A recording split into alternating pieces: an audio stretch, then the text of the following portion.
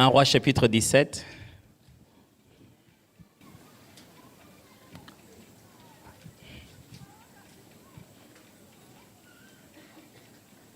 Excusez-moi, chapitre 19, je crois. Versets 1 à 9, excusez-moi. Quand j'ai copié, j'ai écrit 17. Je veux lire. Akab rapporta à Jézabel tout ce qu'avait fait Élie et comment il avait tué par l'épée tous les prophètes. Jézabel envoya un messager à Élie pour lui dire que les dieux me traitent dans toute leur rigueur si demain à cette heure je ne fais de ta vie ce que tu as fait de la vie de chacun d'eux. Élie, voyant cela, se leva et s'en alla pour sauver sa vie. Il arriva à Beersheba, qui appartient à Juda, et il y laissa son serviteur. Pour lui, il alla dans le désert où, après une journée de marche, il s'assit sous un genêt et demanda la mort en disant « C'est assez. Maintenant, Éternel, prends mon âme, car je ne suis pas meilleur que mes pères. » Il se coucha et s'endormit sous un genêt, et voici un ange le toucha et lui dit « Lève-toi, mange. » Il regarda et il y avait à son chevet un gâteau cuit sur des pierres chauffées et une cruche d'eau. Il mangea et but, puis se recoucha. L'ange de l'Éternel vint une seconde fois, le toucha et dit « Lève-toi, mange, car le chemin est trop long pour toi. » Il s'éleva, mangea et but, et avec la force que lui donna cette nourriture, il marcha 40 jours et 40 nuits jusqu'à la montagne de Dieu, à Horeb. Il y a des nourritures qui vous font marcher 40 jours et 40 nuits. Il y a des repas qui vous comblent après 40 jours et 40 nuits. Vous l'avez mangé une seule fois, et puis après 40 jours et 40 nuits, vous n'avez plus besoin de retrouver encore la nourriture. Marche car le chemin est long, c'est la pensée même de mon message de ce soir. Le but, c'est de vous encourager tous à comprendre que la vie est un processus et non pas une action. Ce que je vais faire ce soir, tout ce que je vais dire tout à l'heure, le but, c'est que vous puissiez comprendre que la vie est un processus et non pas une action individuelle. La vie, ce n'est pas juste une chose et c'est fini. La vie, c'est un schéma, c'est un processus, ça va petit à petit. Et pour cela, je vais vous proposer j'essaie de reformuler ces thèmes pour que ça reste dans la tête de chacun. J'ai intitulé cela « Entre ici et là-bas ». Entre ici et là-bas. Aidez-moi à dire aux voisins, entre ici. Montre-lui, c'est où? Entre ici. Entre ici et là-bas. À Kinshasa, quand tu mets un accent aigu, ça devient très loin. Entre ici et là-bas. C'est pas là-bas, là-bas. Entre ici et là-bas. En tant que processus, la vie est sujet au changement. Ça change tout le temps. Il y a des choses qu'on aurait voulu, il y en a d'autres qu'on n'aurait pas voulu. Mais ça nous arrive. Vivre cette vie de changement, c'est toujours être quelque part entre ici et là-bas. La vie est un processus, un parcours, pas une action en soi. Sujet au changement, c'est tout le temps être entre ici et là-bas. Entre là où on a commencé et là où on va. La vie, on n'est jamais arrivé, on est tout le temps en train de partir. On est tout le temps en train d'évoluer. On est tout le temps en train d'aller quelque part. On est tout le temps entre ici et là-bas. Soit entre ici et là-bas d'hier ou entre ici et là-bas de demain. Mais on est tout le temps entre ici et là-bas. Aide-moi encore à dire aux voisins, entre ici et là-bas. Mon but, c'est aussi de vous encourager, d'encourager chacun de nous à se situer dans les plans et dans la prévision divine pour lui. Où en êtes-vous? Êtes-vous ici ou êtes-vous là-bas déjà? Mais je voudrais déjà vous dire que vous n'êtes pas encore là-bas. Vous êtes que là-bas d'hier. Quand hier vous étiez quelque part, vous disiez j'arriverai là-bas. Et au fur et à mesure que vous évoluez, Dieu continue à ajouter des promesses. Et le jour où vous êtes arrivé là-bas, vous êtes que ici. Donc, maintenant, là-bas devient là-bas.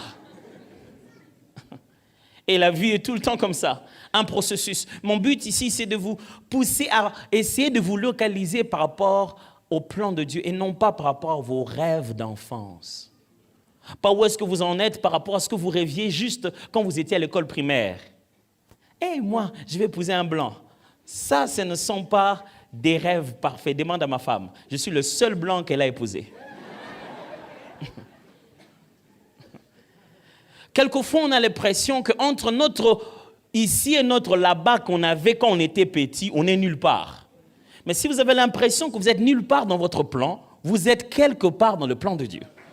Et c'est le but de mon message ce soir, c'est que vous puissiez essayer de savoir où est-ce que vous en êtes entre ici et là-bas. Et vous puissiez vous dire, ce n'est pas encore terminé. Qu'il y a autre chose à attendre. Qu'il y a plus que ce que j'ai déjà vécu. Les promesses de Dieu sont telles que je dois encore marcher. Il y a un parcours à faire. Tant que je ne suis pas encore arrivé là-bas et que je suis encore ici, donc il y a une distance à parcourir.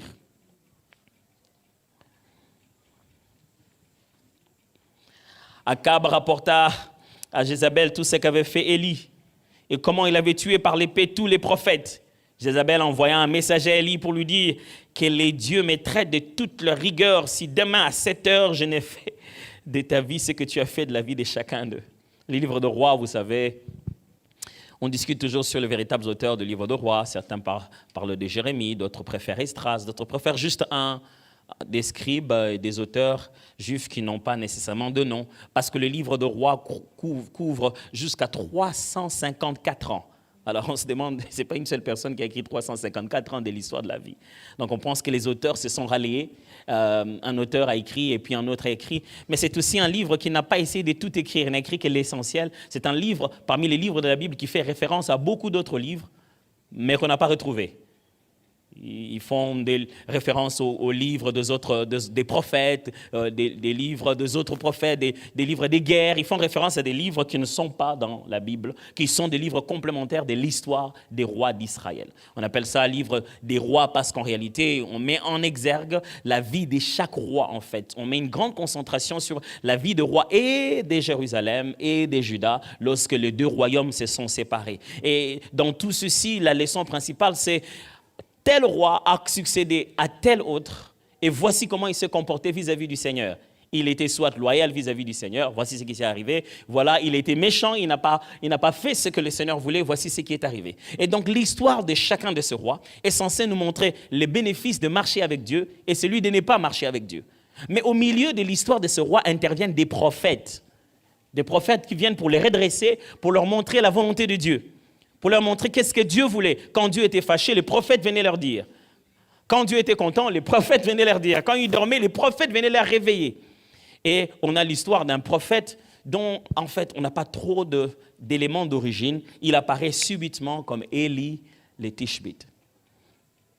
Élie qui habitait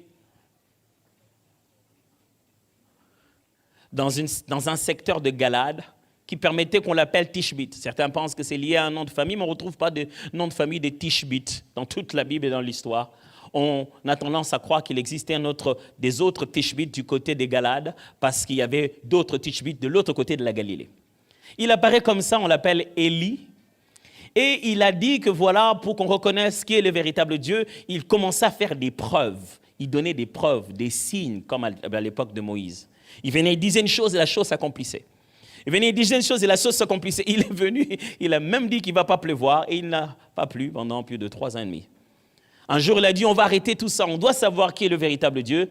C'est celui qui répondra par le feu. Il les appelle tous en Mont Carmel et son Dieu à lui, comme il l'avait bien prévu, a répondu par le feu et a manifesté qu'il était le véritable Dieu. Et il a ordonné au peuple d'attraper tous les prophètes de Baal, pas de les emprisonner, de les égorger au bas de la montagne. Donc les gens les ont tués. La femme d'Akab, qui n'était pas juive, qui était étrangère, qui, elle, avait amené cette divinité de Baal, n'était pas là, à Mont-Carmel. Alors, lorsque son mari rentre à la maison, il vient lui dire, il dit, mais écoute, tu ne sais pas ce qui s'est passé aujourd'hui. Ces gars-là, Élie, c'est d'ailleurs lui qui a ordonné qu'on tue tes prophètes. Et Akab fait envoyer un message. Ils n'avaient pas de téléphone. Je ne sais pas comment la colère de Jézabel plutôt dans sa maison est parvenue à Élie. Je ne sais pas. Parce qu'il n'y avait pas de téléphone, pas de télégramme. Je ne sais pas, elle s'est tellement fâchée que c'est arrivé aux oreilles d'Élie. Aujourd'hui, à peine qu'elle se serait fâchée, ce serait déjà passé sur Facebook, on aurait déjà partagé ça, ce serait dans les profils déjà, dans les statuts, mis en boucle, en gif. Mais à l'époque, ils n'avaient pas toutes ces technologies, ce qui démontre que si Jézabel s'est vraiment fâchée, elle ne s'est pas fâchée secrètement. Et elle s'est enflammée de colère, que le message est facilement arrivé jusqu'à Élie. On est allé dire à Élie, il dit, c'est lui qui verra Élie, qui lui dise, si demain, il y a la même heure, je ne lui fais pas ce qu'il a fait à mes prophètes, vraiment que tous mes dieux, pas un seul de ces dieux le tue, mais tous mes dieux, sangani, imaginez de quelle manière elle jure. C'est très étonnant de voir que un homme et sa femme sont en train de causer dans leur chambre. L'homme dit à la femme ce qui s'est passé. La femme se met à s'énerver. Et tout ce qu'ils se disent a de l'influence sur la vie de quelqu'un d'autre. Frère, la vie dont je suis en train de vous parler ici, c'est que dans la vie, quelquefois, il y a des personnes qui ont de l'influence sur votre vie. J'explique ça comme ceci. Aucune destinée ne fait son parcours de manière isolée. Impossible. Impossible de te réveiller le matin sans rencontrer qui que ce soit. De devenir chef d'entreprise. L'entreprise de qui? Dirigeant qui? Ayant eu les autorisations chez qui? Qui t'a fait le logo de cela? La vie des hommes est remplie de connexions et d'interconnexions. Une causerie de quelque part peut influencer un étudiant en train de dormir à l'université. Une rencontre de nuit peut transformer la vie de quelqu'un qui se trouve aux États-Unis le lendemain, il est à Kinshasa. Une conversation le soir peut changer la vie des gens. Et c'est ce qu'on est en train de voir ici. Quelques personnes, 2 personnes sont en train de parler entre elles, un couple est en train de parler et la vie d'un prophète est menacée. C'est ça la vie, mes frères et sœurs. Vous ne pouvez pas vivre votre vie de façon isolée. Si vous avez tendance à négliger les gens, vous saurez que vous êtes en réalité en train de vous négliger. Toutes les promesses que Dieu vous a faites passeront toujours par quelqu'un. Il est impossible que vous puissiez vivre les promesses de Dieu sans passer par quelqu'un. Dieu, ayant prévu la croix de son fils, a prévu un homme appelé Judas. Dieu prévoit tellement tout que même les détails des personnes qui doivent te trahir. Il est impossible d'accomplir le plan parfait de Dieu, la volonté de Dieu dans votre vie, sans qu'il y ait des gens qui, en causant, parlent, décident, disent des choses qui vont influencer votre destinée. Ils parlent dans leur chambre. Ils se disent des choses.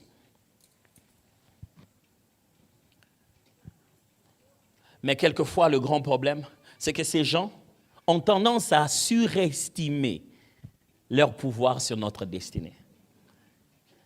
Que ce soit des parents, des amis, des époux, des grands frères, des oncles, des grands-mères.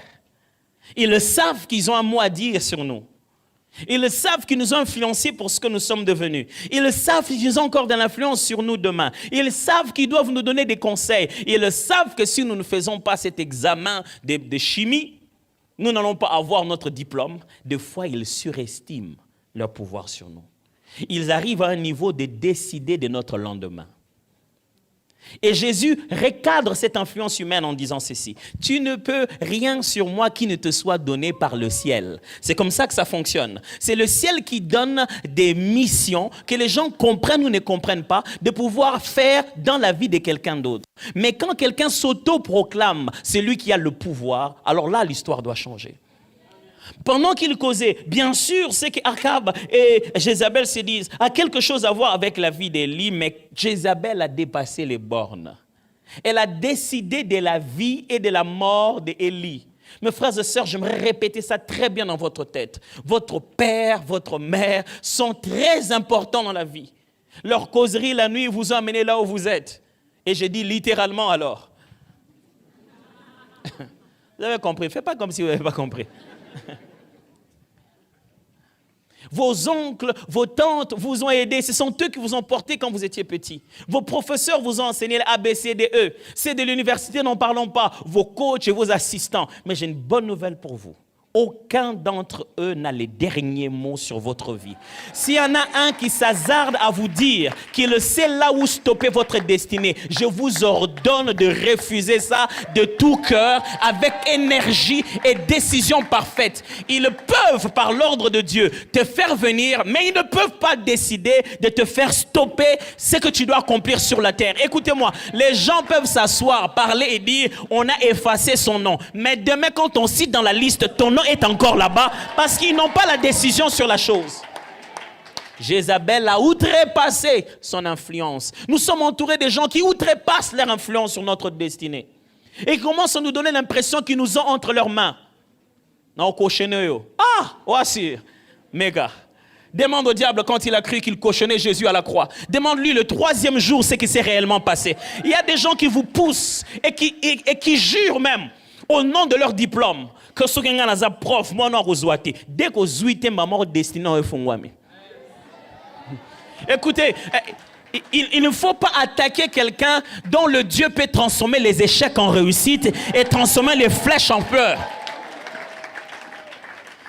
On a beaucoup de gens qui ont des influences sur notre vie, mais ne donnez jamais le droit à qui que ce soit de décider de votre avenir et de votre destinée. Et ne le faites jamais pour qui que ce soit. Jamais. Quelle que soit votre influence, quel que soit votre rôle dans la vie de quelqu'un, ne devenez pas si important pour lui que sans lui, sans vous, il ne peut vivre. Élie, voyant cela, s'éleva et s'en alla pour sauver sa vie. Il arriva à Beersheba, qui appartient à Juda. Il y laissa son serviteur. Pour lui, il alla dans le désert où, après une journée de marche, il s'assit sous un genêt et demanda la mort en disant « C'est assez. Maintenant, Éternel, prends mon âme, car je ne suis pas meilleur que mes pères. » La plus grosse erreur, mes frères, d'un homme est d'abandonner en chemin. La plus grosse erreur qu'on puisse faire dans la vie, c'est d'abandonner en chemin à cause de la sécheresse. Ne faites jamais ça, mes frères. Arrivez jusqu'à la ligne en morceaux. N'abandonnez jamais entier en chemin. C'est ça le principe de Jésus. Il dit ceci. Si ta main te pousse à pécher, coupe-la. Il est bon pour toi qu'à la destination finale, tu arrives en petits morceaux en ayant gardé le morceau pur, les morceaux sacrés, les morceaux sanctifiés, que de t'arrêter là-bas avec une main, avec 2 mains, mais de t'arrêter, de ne pas arriver à la ligne finale. Frères et sœurs, n'abandonnez jamais en chemin. Vous ne saurez pas si vous alliez vaincre ou pas.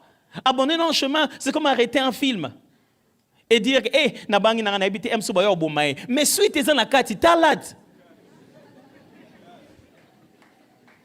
Je ne sais pas si je me fais comprendre là. Donc, suite eza rara sorotali. Et quand je regardais 2 fois mon père et ma mère quand ils regardaient la télé, c'était terrible. Et depuis, ils ont tout fait, ils regardaient plus la télé ensemble. Parce que ma mère, il demandait tout ce qu'il y avait à la télé. Il disait, papa, n'a pas de bêtise, n'a pas de pété. Eh, mais t'as la mouton, mais à quoi m'a été, c'est quoi? Elle dit, n'a pas de c'est qui Akima. Mes frères et sœurs, il y a plusieurs épisodes. Tant qu'on n'est pas encore arrivé à la dernière épisode, n'abandonnez pas. Ne dites pas que, oh, Akoufi, épisode de Zoya, Barolaxandé, n'a Koufa quitté, mais, tant que Kenaki n'a sima boye, Zaki nango yete, oh, Baboma qui wane, Zaki nango, Sozi naye. Tant que Dieu n'a pas terminé, ne terminez pas. Élie commet la plus grosse erreur dans une sécheresse. Quand Élie est en train de marcher avec son serviteur, il n'abandonne pas. Quand il marche, il dépose son serviteur là où il y a quelque chose à manger, il n'abandonne pas. C'est quand il commence à marcher seul dans le désert et dans la sécheresse qu'il a envie d'abandonner. Vous savez, quand on a de l'encouragement, un peu d'encouragement de la famille, des frères, des sœurs, de la femme, des gens autour de nous, on n'abandonne pas. C'est quand on devient seul et tu sens la sécheresse parfaite qu'on a tendance à abandonner. Pasteur, non, diplôme.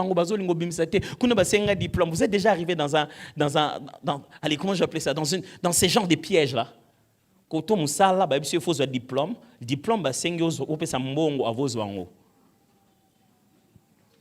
Ce que mbongo, Ils ont camarade oncle Nabino, on aime beaucoup coucher ensemble avant son bon. Oncle Nabino a insisté que yé muta ko son bon. Moi yé oncle était que mutozo tinda nganga makambo senga. Pour oncle Léla est tellement qu'on dit meloté. Et tu as l'impression que le schéma, quoi, il est déjà bouclé. C'est comme si on t'a obligé de faire le mal. Et le diable, quand il veut te diriger dans une direction, il te donne l'impression qu'il n'y a pas d'option. Il dit, bon, c'est simple. Tu n'as qu'à faire ça, ça te donne l'argent, tu vas là-bas, tu donnes, quand tu donnes l'argent, et puis tu vas là-bas, les combles, c'est que quand tu fais ça, tu prends l'argent, tu vas là-bas, tu donnes, et on ne te prend pas. Il n'y a pas de marche arrière. Hein? Il dit, bon, ok, je remets tout. Tu ne peux pas tout remettre. Vous savez, les deux raisons principales de la sécheresse sont une, la saison, deux, la région. La sécheresse a comme deux buts, deux raisons principales. Premièrement, la saison.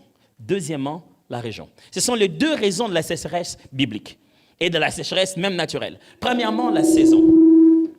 La saison veut dire, il y a des sécheresses qui sont liées au climat, au moment, à l'atmosphère. Nous sommes dans la saison sèche. Donc, pendant la saison sèche, tout est sec. Dieu nous conduit des fois dans certaines saisons où il nous donne le strict minimum pour nous concentrer à quelque chose d'autre. Et pendant la saison de sécheresse, ça ne signifie pas que tu as séché. Ok, je répète ça. Pendant la saison de sécheresse, ça ne signifie pas que tu as séché. Quand nous sommes pendant la saison sèche, certains arbres ne donnent pas de fruits. Ça ne veut pas dire que ça a séché. Vous regardez les feuilles ont séché, mais l'arbre n'a pas séché. L'arbre va produire, mais au temps convenable. Frères et sœurs, dans la vie, il y a des saisons de sécheresse. Mais sachez que ce n'est qu'une saison. Quelle que soit la durée de la nuit, le soleil finira par paraître. Frères et sœurs, ne croyez pas qu'une saison va durer toute une vie. La deuxième raison, c'est la région. Quelquefois, ce n'est pas la saison, mais vous êtes dans une région complètement désertique. Là, quelle que soit la saison, vous êtes en plein milieu de Sahara. C'est totalement sèche. Des fois, on se sent sèche parce qu'on est au mauvais endroit. Et quand tu es au mauvais endroit et que tu sèches, quels que soient tes efforts, tu ne pourras jamais fleurir. Parce que ça ne dépend pas de ta saison. Ça dépend de ta région, de ta circonférence, du contexte où tu te trouves. Toutes les promesses de bénédiction de Dieu sont liées à un endroit, à un lieu de rencontre. Toutes les promesses de Dieu sont une localisation géographique. Que ce soit l'éternité, c'est quitter ici et aller dans la félicité. Que ce soit les promesses pour Israël, c'est quitter là où ils étaient, aller dans la terre promise. Quand Dieu te promet quelque chose, c'est qu'il te promet ça pour quelque part. Et si tu es quelque part de sec, tu ne peux jamais fleurir. Et ces régions, ces endroits, ces lieux de sécheresse n'ont peut-être rien à voir avec eux-mêmes. Vous savez, c'est pas comme si les gens n'habitent pas à Dakar ou n'habitent pas, je sais pas moi, vers le nord de l'Afrique. Il y a des gens qui habitent ces endroits. C'est pas comme si les gens n'habitent pas au pôle Nord, il y a des gens qui habitent. Mais talaka muta mwindu bona pôle Nord. L'État n'a quitté pas, n'a gelé. Mais il y a des gens qui vivent au pôle Nord, n'est-ce pas? Ils vivent bien avec leur famille, les enfants naissent là-bas, ils grandissent là-bas. Mais ce n'est pas ton endroit de germination. Ce n'est pas qu'il y ait une faute dans cette région-là, mais c'est que toi, tu ne peux pas fleurir à cet endroit-là. Ne te fâche pas contre l'endroit, déplace-toi. Est-ce que quelqu'un me comprend très bien ici? Ces endroits peuvent ne pas être toujours géographiques. Ça peut être des relations, ça peut être des personnes, ça peut être des amis, ça peut être des groupes. Il faut bimino ka groupe mo ba WhatsApp et sili parce que c'est complètement séché. Aux obligés comme la bonté, je sors de tout le groupe de sécheresse. Au tcha on a profina. Ozi photo na ngoche. Ah nga mbadi. Mona passe. Ba lobi sanga na makam na lobate. Pasteur Atom ça dit, sortez de tout le groupe de WhatsApp qui ne vous donne rien dans la vie. Na lobi ango. Sortez de tout ce que vous pensez que c'est en train de sécher le peu que vous avez. La sécheresse est tout autour de vous. Rien de ce qui se passe là-bas ne vous permet de grandir. Sortez de cet endroit, sinon vous allez croire que Dieu ne vous visite pas. Sinon vous allez croire que Dieu ne fait rien. Ce n'est pas que Dieu ne fait rien. Dieu, il fait beaucoup de choses, mais tu es tellement dans un endroit sec que même quand il te jette un peu d'eau, tu ne sais pas en profiter. La chaleur de cet endroit a séché déjà cela. Il s'est couché et s'endormit sous un genêt, et voici un ange le toucha et lui dit, lève-toi, mange. Il regarda, il y avait à son chevet un gâteau cuit sur des pierres chauffées, une cruche d'eau. Il mangea et but, puis se recoucha. L'ange de l'Éternel vint une seconde fois, le toucha et dit, lève-toi, mange, car le chemin est trop long pour toi. Vous savez, Dieu, il connaît le reste du chemin. Lui, en train de dire, Dieu dit, non, le chemin est trop long pour toi. Il s'éleva, mangea et but, et avec la force que lui donna cette nourriture, il marcha 40 jours et 40 nuits jusqu'à la montagne de Dieu, à Horeb. Frère, contrairement à ce que vous puissiez penser, la sécheresse est le meilleur moment pour Dieu d'ouvrir les écluses des cieux. Dans toute la Bible, chaque fois que Dieu a fait quelque chose, où il a ouvert les écluses des cieux, où il a littéralement, j'insiste, ouvert les écluses des cieux, c'est toujours en condition de sécheresse. Frères et sœurs, si vous êtes en train de passer par un parcours entre ici et là-bas, et que vous êtes dans un moment où tout est sec et rien ne se produit, c'est le meilleur moment de faire confiance au ciel. Chaque fois qu'il y a sécheresse, Dieu multiplie des méthodes célestes, peu conventionnelles. La sécheresse produit un miracle. C'est difficile de croire ça comme ça, mais c'est ça ce que la Bible enseigne. C'est ça ce que la Bible enseigne à Élisée et les 4 lépreux. La Bible déclare que les peuples étaient dans une sécheresse incroyable. Les gens commençaient à se manger. Une femme a donné son enfant, ils se sont tendus de manger l'enfant. Après le moment de manger l'enfant de l'autre, ils n'ont pas accepté. Elle n'a pas pu accepter que puisse manger. La sécheresse était telle qu'on est venu dire ça au roi. Le roi a déchiré ses habits, dit, c'est quoi cette affaire? Pendant ce moment-là, l'homme de Dieu vient dire, voici ce que le Seigneur dit, à la porte demain, ça sera moins cher. Mais celui qui est à côté du roi dit, même si Dieu ouvre les écluses des cieux. Et écoute ce que le prophète dit. Il dit, ça va se faire. Tu verras. Mais tu ne mangeras pas. Ça veut dire, les écluses vont s'ouvrir, papa. Quand Dieu ouvre les écluses du ciel, il n'y a pas de bruit. Il n'y a pas de tonnerre. Mais quelque chose se passe sur la terre. Quelque chose de miraculeux. Les pas des 4 personnes ont commencé à avoir le bruit des chars. Frères et sœurs, la sécheresse, c'est le meilleur moment pour que Dieu manifeste sa gloire. Continue à insister. C'est en Israël, dans le désert, qu'en pleine sécheresse, ils ont connu le plus grand miracle de l'histoire, la manne. C'est quand il n'y avait plus rien autour. Oh, on n'a plus nos provisions et on est en plein désert. Dieu dit, je vais vous donner un pain du ciel. Quand c'est sec sur la terre, il y a toujours un pain du ciel. Oh, gloire à Dieu. Et ça, c'est une chose qu'Élie ne savait pas. Que quand tu n'as plus rien sur la terre, il y a toujours une boulangerie céleste qui fabrique et livre sur la terre. J'ai une bonne nouvelle pour toi. Ne t'arrête pas là où tu es parce que tu n'as plus rien. Si tu n'as plus d'habits, demande à la boutique céleste. Si tu n'as plus de quoi manger, demande à la boulangerie d'en haut. Si tu n'as plus de lait de beauté, demande au Dieu qui est là dans le ciel, il va te donner une beauté sans lait de beauté. Ça existe. Parce que avant que l'éclair, les tops n'existent, Dieu existait. Et le jour où il a créé Ève des côtes de l'homme, il n'a mis aucun lait de beauté.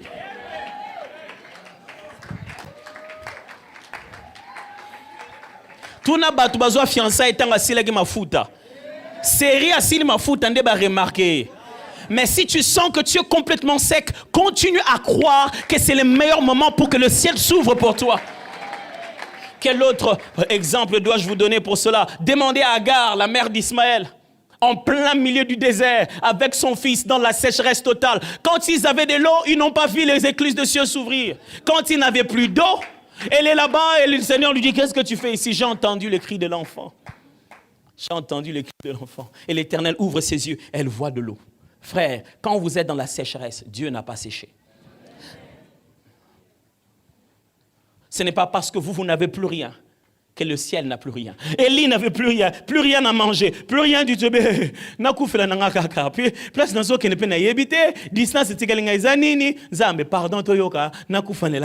Il a même facilité sa mort en dormant.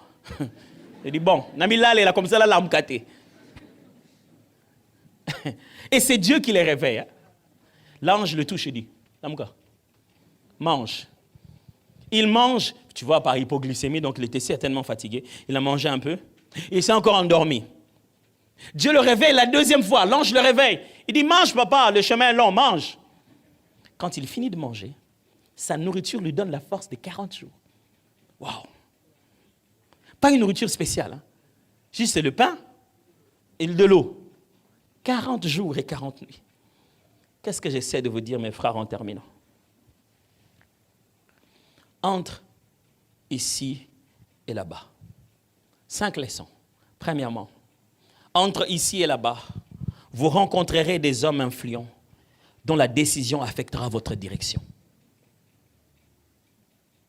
Entre ici et là-bas, vous rencontrerez des hommes influents dont la décision influencera votre direction. Des hommes qui ont un mot.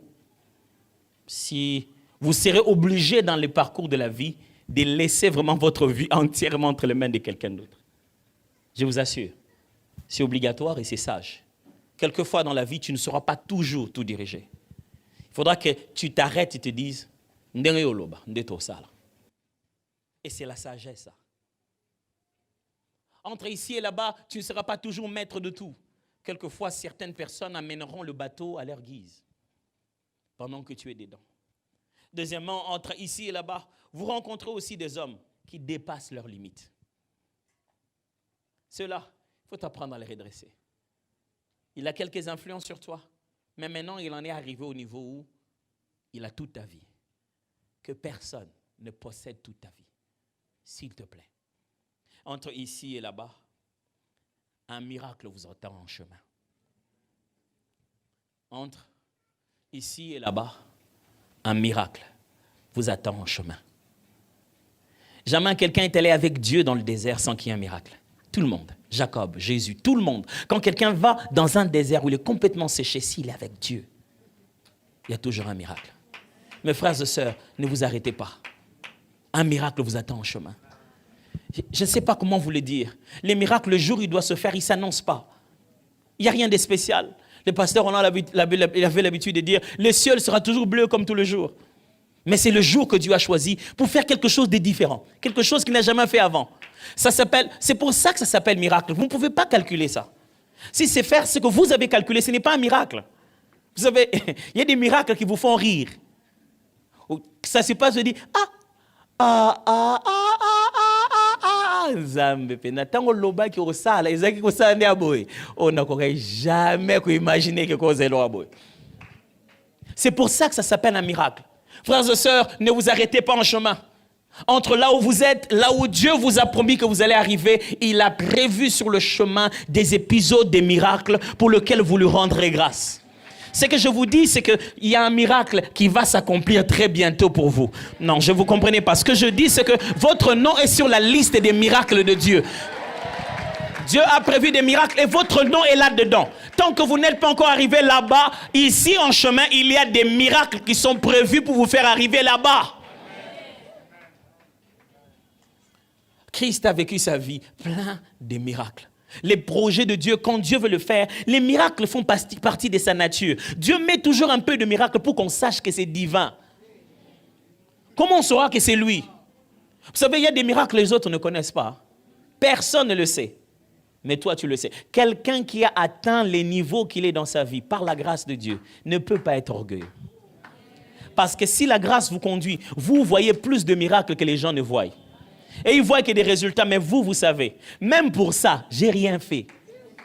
J'ai vraiment, moi, c'est l'autre côté. Et donc, tu es à des endroits où tu n'as rien fait, et tu te dis, Nazawa ndenge nini?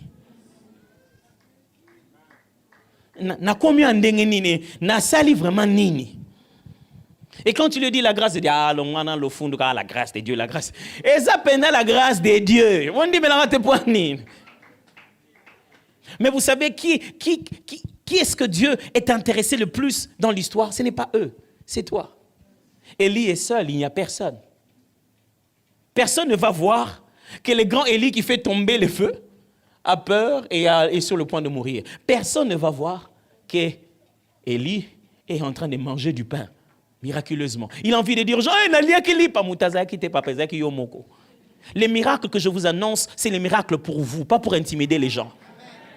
Je vous parle du miracle dont vous vous en souviendrez toute votre vie. Que l'Éternel m'a pris ici par un calcul que je ne sais expliquer et il a shifté les choses, il a transformé ça en ma faveur. J'ai une bonne nouvelle pour vous. Dieu va changer cela en votre faveur et il fera en sorte que de manière miraculeuse, l'affaire soit fixée. Quand je dis l'affaire soit fixée, ça ne signifie pas que tu vas gagner le match. Il est possible que tu vas perdre le match, mais tu ne perdras pas la compétition.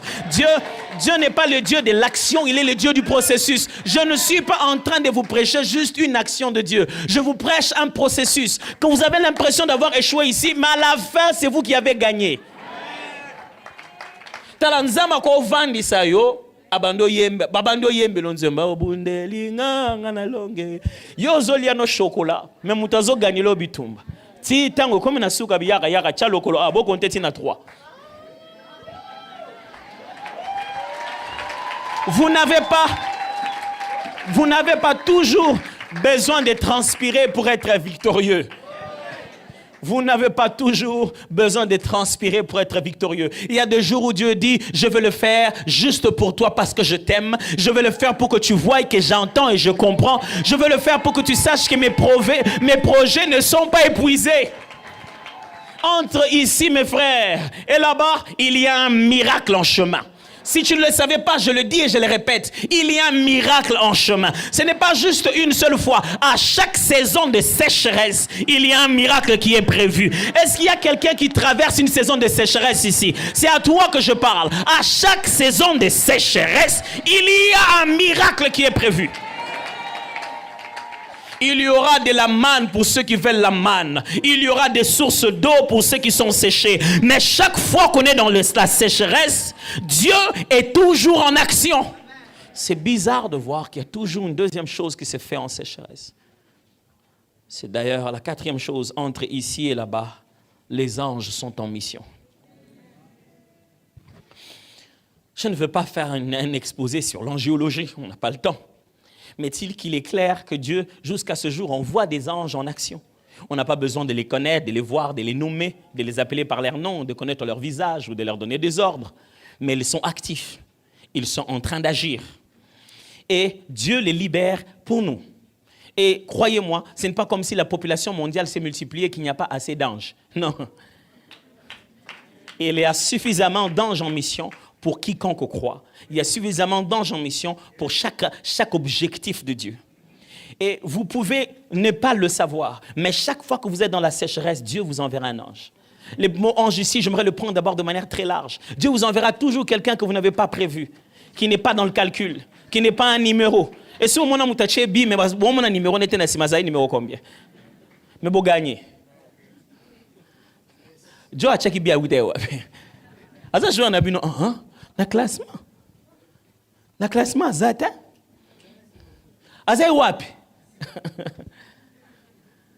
Frères et sœurs, Dieu a prévu une aide céleste. Des personnes à qui il dit, saute. Ils sautent vite. Et il prépare ce que tu n'as pas prévu. Il organise cela. Est-ce que un jour, il y a Elia linga ba gâteau? Pourquoi gâteau? Il n'y avait pas autre chose à préparer? Pourquoi gâteau? Pourquoi gâteau sur une pierre cuite déjà? Pourquoi gâteau en moto? Vous savez, quand Dieu vous envoie un ange, il calcule votre pointure, votre taille, votre teinture. Quand Dieu vous envoie un ange, vous sentez que c'est intentionnel, ce n'est pas du hasard. Non, je ne dis pas les fruits, je ne parle pas du hasard. Je parle de Dieu qui donne à quelqu'un une mission. Il donne l'âge, l'endroit, l'heure, la taille. Je me rappelle une fois, j'avais une grosse situation à régler. C'était une grosse situation financière. Il fallait là. Ouf, j'étais bloqué. Je suis entré dans ma chambre. Vous savez, des fois, on aime faire du chantage à Dieu. Hein. Nous, les êtres humains, on est bizarres. C'est comme pour dire que, bon, voilà, tu as encore beaucoup de mes dettes, quoi. Il dit, Seigneur, tu sais que ce n'est pas vraiment mon fort de demander de l'argent. Mais là, je n'ai pas besoin de musique, je n'ai pas besoin de grâce, de dons. N'a pas bon. C'est ça, nango. Tindara nengo tindara banzembo, matea. Puis comme en banc. C'est alors en barman, on a na cher pendant que zo yemba et yemba mort. C'est le même réseau. Pour vitesse, c'est la même. Vous savez quoi? Dieu est fidèle. Quand j'ai fini de prier, j'étais en train de me concentrer dans l'œuvre de Dieu. Vous savez, notre plus grosse erreur, c'est quand nous demandons à Dieu, nous nous arrêtons pour recevoir. Ce n'est pas bien. Quand vous demandez à Dieu, marchez dans son œuvre. Quand vous demandez à Dieu un enfant, rentrez dans le sein de saints. Faites votre part de sacerdoce. Quand vous demandez à Dieu quelque chose, bougez dans la direction de sa volonté. Servez-le. Et je continue à faire normalement. Quelqu'un m'a appelé, dit, pasteur, je vais te rencontrer. Il m'a dit, oui, je viens, je prie avec lui. Il me donne une enveloppe kaki. Vous savez, enveloppe kaki, bon. C'est mis beau épée, c'est bon. La sambelle pour ce que le Seigneur te bénisse, c'est tout vraiment. Dans ce qu'on a fait, on a fongo le boye, on a bimisi boye. Oh. On a bimisi mbale. Oh. On a les calculs mentaux. Normalement, si le bio est à 50, donc fait ça à $5,000. Oh, ça fait à 50. Et quoi ça à $10,000? Normalement, non. $10,000, on va payer ça à un motoboye.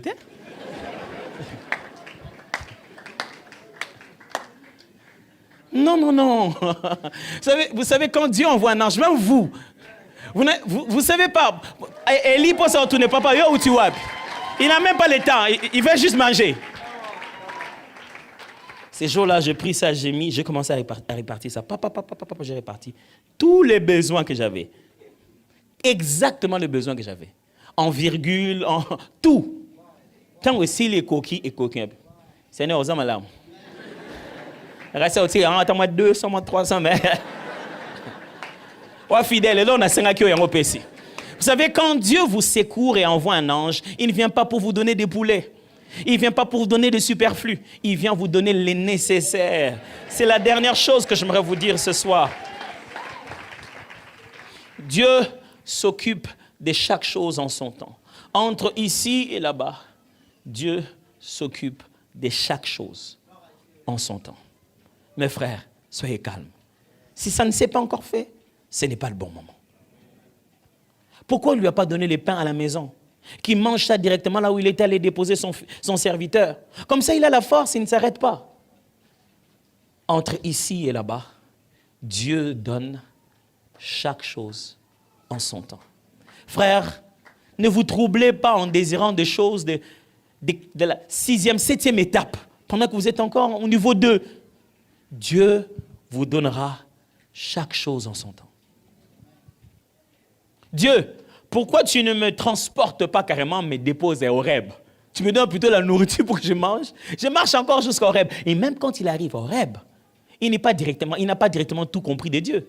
D'abord, il y a le feu, il y a des tremblements de terre. Dieu n'était pas là. Alors, dans le doux et léger murmure, Dieu lui dit, qu'est-ce qu'il y a, Élie? Et Élie dit, papa, non, c'est pas koufi. Il dit, ok, c'est bon, l'ongwa, il a encore changé d'endroit. Chaque chose en son temps. Il ne lui a pas donné un message prophétique clair. Il lui a juste posé la question, qu'est-ce qu'il y a, Élie? Élie fait son compte rendu, Dieu dit, ok, on quitte ici, on va là-bas. Juste ça.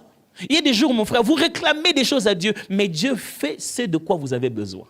Même le jour où vous êtes en train de lui dire, Seigneur, je suis prêt, il le sait quand vous êtes prêt et quand vous ne l'êtes pas. Entre ici et là-bas, mes frères, faites confiance à Dieu. Ce qu'il vous a donné pour maintenant, c'est bon pour maintenant. Imaginez une terre où on doit construire, où on est censé monter en hauteur et on ne fait que creuser. La terre se dit, c'est pas ça le deal, je suis censé porter des choses. Vous n'êtes pas censé me creuser. On ne fait que creuser, il dit, mais vous allez où? La maison, c'est dans l'autre sens. Quelquefois, c'est exactement pareil. Et tu demandes à Dieu, Seigneur, tu vas où? Le mariage, c'est dans l'autre sens. C'est retraite, c'est dans le sens de moi, comme moi. Frère, Dieu te connaît mieux que toi-même. Il sait que le puissant Élie, il connaît comment il a peur. Élie, pourquoi tu n'as pas dit que tu vas envoyer le feu? Pourquoi tu n'as pas dit Jézabel so sakai nangai au monde? Non, il a dit Jézabel a dit au lelo. Moi na mobali akimi, la Bible dit il a fui.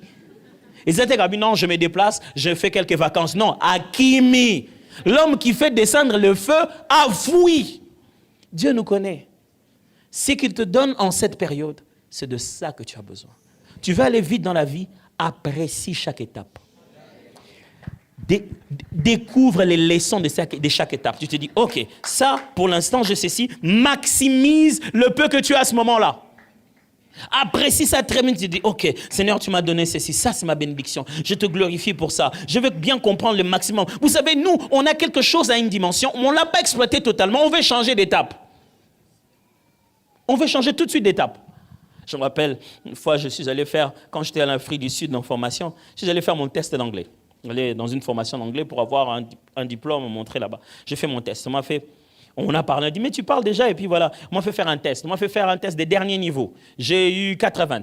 On a dit, bon, on va quand même te faire un test des niveaux un peu plus bas. Plus les niveaux descendaient, plus je descendais en pourcentage. Oh, mais je leur ai dit, c'est quoi? Ils ont dit, généralement, les gens qui ont appris par eux-mêmes ont tendance à vouloir apprendre d'abord l'essentiel, les choses importantes à dire devant les gens. Et les petites bases suivies, là, ils les ratent. Ne faites pas ça chez vous. Ne faites surtout pas ça avec Dieu. C'est le pasteur Ken qui aime bien le dire. Une leçon mal apprise est toujours reprise. Alors, vaut mieux pour vous, à chaque étape, dire merci pour le pain. Si le miracle d'aujourd'hui, c'est le pain, mon frère. Ne demande pas la manne comme chez les autres. Si le miracle de demain, ça sera le travail, rends grâce pour le travail. Même si ça coûte même si on te paye que $150, rends grâce pour les $150 de travail. C'est cette étape-là, maximise cette étape. Commence à dire à Dieu, Seigneur, je suis là, tu veux quoi de moi? Deviens attentif. Tu veux aller vite dans les étapes, deviens attentif à là où Dieu te place. Dès que Dieu te fait atterrir à un endroit, dis, ok, on est là, qu'est-ce que tu veux ici? Mais quand toi tu passes toutes tes étapes en te plaignant, tu ne verras jamais la main de Dieu. Mes frères, entre ici et là-bas. N'abandonnez pas en chemin. Peut-être que vous êtes arrivé à votre là-bas. Le là-bas d'hier. Vous avez rêvé finir vos études. Et vous avez fini. Vous avez rêvé vous marier. Et vous vous êtes marié. Il n'y a rien dans la vie de si douloureux qu'une personne qui a perdu la vision. Qui ne sait plus mon prochain là-bas, c'est où? Vous êtes comme perdu. Je prie Dieu ce soir qu'il vous montre que votre vie n'est pas finie dans le désert. Élie n'a plus de vision. Élie s'est dit, bon, Élie, est-ce que c'est ici que ta vie doit finir? Élie est perdu. Non, je vais en finir, c'est moi ici. Je vais en finir. Je devais faire descendre le feu, je devais prophétiser des grandes choses, je l'ai fait, mais je vais mourir ici. Vous savez, des fois, c'est nous-mêmes qui demandons à Dieu de nous tuer. Parce qu'on pense être arrivé. Qui t'a dit que si tu as vu un aveugle voir, un paralytique marcher, tu es arrivé? Qui t'a dit que ce que Dieu t'a fait vivre, c'est le summum? Tu penses avoir épuisé les stratégies de Dieu? Tu penses que Dieu en a fini avec toi? Tu penses que Dieu n'a plus rien dans son sac? Tu penses que Dieu n'a plus quelque chose d'autre pour t'étonner? Si tu es arrivé déjà là-bas, tu as mal fait. Parce que toute la vie, c'est toujours entre ici et là-bas. Si tu es déjà arrivé à là-bas, ou tu ne vois plus un autre là-bas, tu as mal fait. Il ne faut pas arriver. Reste dans le parcours. C'est lui qui donnera le dernier signal de l'arrivée. Tant qu'on est sur la terre, reste dans le parcours. Écoutez-moi, tant que vous êtes sur la terre, quand je dis vous êtes, c'est littéralement. Tant qu'il y a quelque chose de vous ici-bas, ce n'est pas encore fini. Demandez ça à Élisée. Tant qu'il y avait ne fût-ce que ces eaux ici-bas, les promesses de ces miracles de la double portion n'étaient pas terminées. Tant que vous êtes encore ici-bas, ce n'est pas fini. Entre ici et là-bas, mes frères, Dieu a prévu plus que ce que vous pensez. Mes chers amis, n'abandonnez pas. Ne prenez pas la méthode courte. Ne laissez pas les gens vous initier à quelque chose. Tu as fait 20 ans avec Dieu. Tu as l'impression que ça n'a pas encore marché. Tu penses qu'eux vont te le donner en 2 ans. Tu penses que ça va être solide. Quelque chose qu'on a bâti pendant 20 ans. Et ce qu'on veut bâtir pendant 2 ans, qu'est-ce qui va être solide? Laisse à Dieu le temps de bâtir. Le Fils de Dieu, venu pour sauver l'humanité, a attendu 30 ans. Pourquoi pas 25 ans? Il serait plus fort. 27 ans, il serait plus fort. Pourquoi il a attendu jusqu'à 30 ans? Dieu prend tout son temps avec la fondation, mes frères, pour que quand il fait monter la maison, il ne puisse jamais la rater. Quand tu sens comme si rien ne se fait, dis-toi à toi-même, la fondation est en train d'être bâtie. La fondation est en train d'être bâtie. La fondation est en train d'être bâtie. Quand c'est le moment de lever le mur, ça va beaucoup plus vite, mes frères.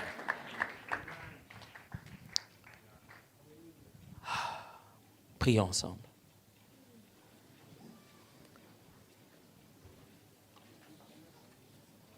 Entre ici et là-bas.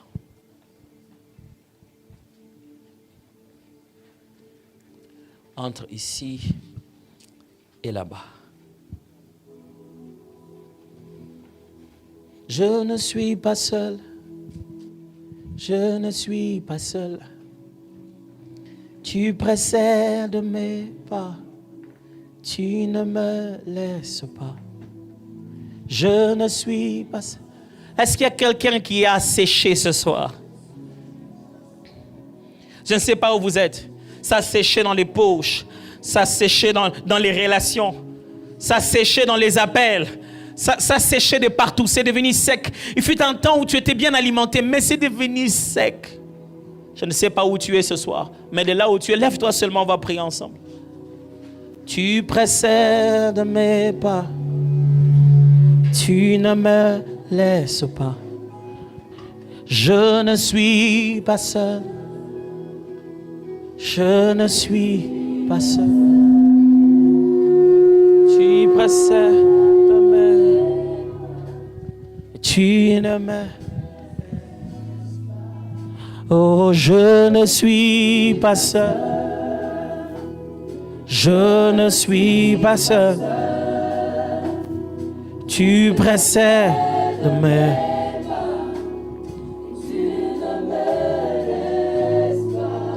À vous tous qui êtes debout avec moi ce soir, qui vous attendez à quelque chose, je vais vous demander de prendre vos deux mains et de les mettre sur votre tête. On va prier ensemble. Juste vos deux mains sur votre tête. Vous n'êtes pas seul. Entre ici et là-bas, un ange est à votre disposition. Entre ici et là-bas, là-bas qui ne fait que devenir très loin. Un Dieu est avec vous.